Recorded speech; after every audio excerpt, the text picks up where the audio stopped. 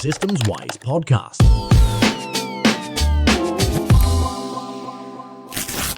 Hello and welcome to this show. This is Systems Wise, the show about helping small businesses with the most limited resources to solve those sales, marketing, and systems challenges that you normally need to be a much bigger business to solve. Every week I try to answer a question around how can we, as small businesses, use better strategies, automation, and systems to make the very most out of what our businesses can achieve. I'm Gareth Everson, and on this episode, I'm going to be continuing some of the themes around my forthcoming book, Lemonade Plan. And today I'm going to be challenging one of the broken norms of small business marketing and small business coaching that exists out there. And it's one of the challenges that I'm going to be addressing in the Lemonade Plan book. The core premise of Lemonade Plan, the book, is one where we have this objective as small businesses to achieve two things. One is being able to make predictable profits for our business, because if we aren't able to do so, we don't have a business in the long term. And the second one is that in order to achieve objective one, we need positive reviews and endorsements for our work that we do with our clients, patients, or customers in order to be able to build that sustainable model. So are we getting enough reviews and referrals and repeat sales from the clients, patients, and customers that we have? Those are the two core goals that we should have as small business owners, and it's the core premise of what I'm helping you to achieve with Lemonade Plan, the book.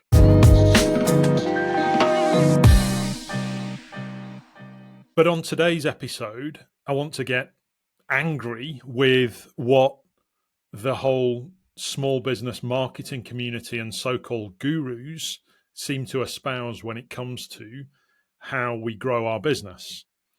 There's this feeling out there that in order to grow your business, all you need is just more leads.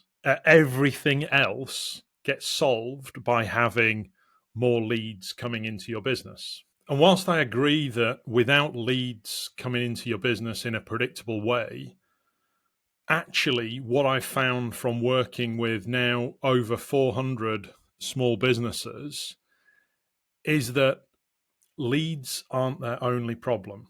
For most resource-constrained businesses, where it's typically the business owner who is setting the direction of what goes on in that business, and in many circumstances is responsible for managing so many of the processes that run in it, actually one of the bigger problems is working with the end goal in mind.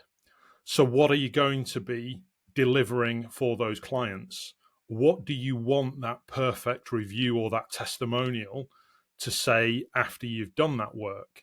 So if we think about it in the Lemonade framework terms, leads being at the very start of the framework and delivery and endorsements coming at the very end of Lemonade, actually what most small businesses should start with is getting their house in order on those last 2 or 3 elements of those 8 processes.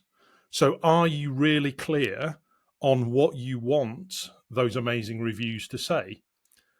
If you've already got some reviews that are coming into your business and you celebrate what's in there because you've done a great job with this client or that patient, just through whole circumstances coming together and everything just working in that way for that one patient or that one customer, and it's just been the ideal scenario of outcomes that you've been able to achieve. You've been at your best every single encounter with that client throughout that journey, but there are so many other clients who you've worked with where that perfect endorsement, that perfect review hasn't been forthcoming, and that's been because at some stage during those 8 steps in their journey, there's been some level of what I describe as a cliff drop moment, where that perfect stream of activities, that perfect experience that they have,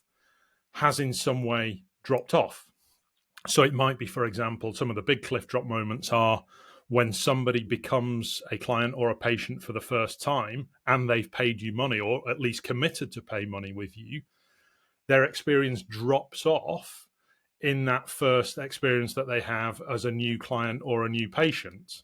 That the great experience that they had in the build up to that as part of the marketing and the sales process and those interactions that they had with you, as soon as then they committed to or they actually spent money with you, that experience that they had as a new client wasn't quite there. That's a common one.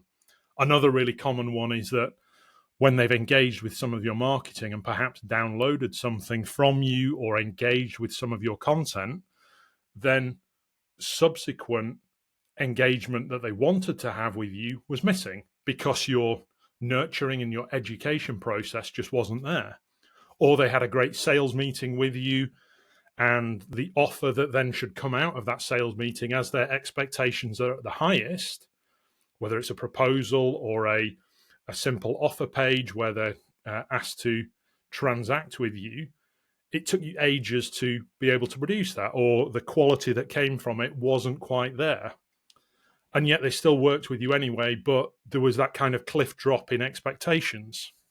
So there's all sorts of steps during that process where that experience can tail off. And that's the main reason why when a relationship starts really well, but doesn't finish at that same level, why you don't get those reviews in a systemized way, in a predictable and systemized way from happy clients or happy patients. So for me, the place that I always want a small business to start from is to make sure that what they deliver to their clients and have a plan for that delivery is watertight, so that you know that you can deliver that at your very best and very highest levels, so that their experience is one whereby it just makes logical sense that they would leave a review or offer referrals to others like them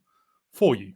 And if that's missing in your business, I would challenge you that it's not a lack of leads that you have coming in at the front end, but actually at some stage or multiple stages in that buyer's journey, something is missing in those steps.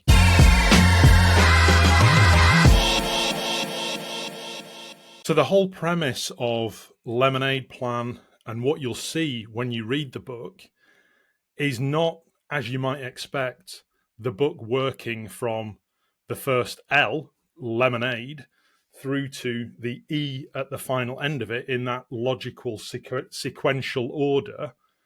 But actually, I want to challenge you within that to think of things the other way round.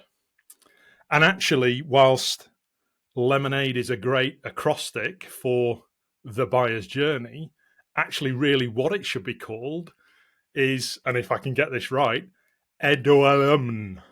And everything starts with endorsements. So the actual process is not lemonade, LEMONADE,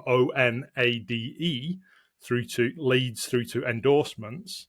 It's actually endorsements through to thinking about the delivery of what you do to get those endorsements, through to thinking about, in order to have the perfect delivery, you then need to think about what that offer looks like. And once you frame that offer and what's in that core offer, what do you add on around that? So the A, once we know those four things, so what we're working towards in terms of the perfect review, the endorsement, what we need to deliver to do that, what our offer needs to look like around that so that we can deliver that solution. And then outside of that core offer, what might be other things that we add on to that offer somewhere down the line once we've delivered the core of what that client needs. That's where we start. It's those four things that we start with, the E, D, O, and A. And the book takes you through that in that order. So why haven't I called the book EDOALEMN? Well, nobody would connect with it. And I can't have any cheesy references to losing the fizz as part of that buyer's journey, could I? So that's why we've got lemonade, but why we take those last 4 steps as our first 4 steps in thinking about how you frame what you do for your clients or patients or customers in order to achieve those target objectives that you have of predictable profits and systematic reviews. So the order that we do these things in, or that we think about these things for our business, really, really matters. And it's only when we've got those last 4 processes in that buyer's journey in place that we can think about those first 4. So the book then goes on to talk about the L, the E, the M, and the N. So that's how we generate the leads and how we capture those leads into our business, how we then educate those leads through the process. So that's the E, how we educate them up to a point where they're ready to have a valuable sales conversation with us. And the key word there is a valuable sales conversation. So many businesses, and yours might be the same, are jumping on sales calls or going to what you think are sales meetings where somebody isn't ready to have that conversation with you yet. So that's the education into the meeting, the M stage, and then making sure that when we have that sales meeting with somebody, that clearly maps out a pathway that bridges what they've learned from us about their problem and their challenges that they face, bridges them in nicely into the offer that we're going to make for them, that you've obviously established as one of those first 4 processes that you've put in place. And then obviously our final one, the 8th process that we look at in the book, is then that logical jump that somebody makes once they've transacted with you, once they bought your first offer. How do you welcome them into your business as a new client or a new patient, new customer, so that we keep that same level of service expectation that they came in with? And that's the N. So the real order of lemonade isn't leads through to endorsements.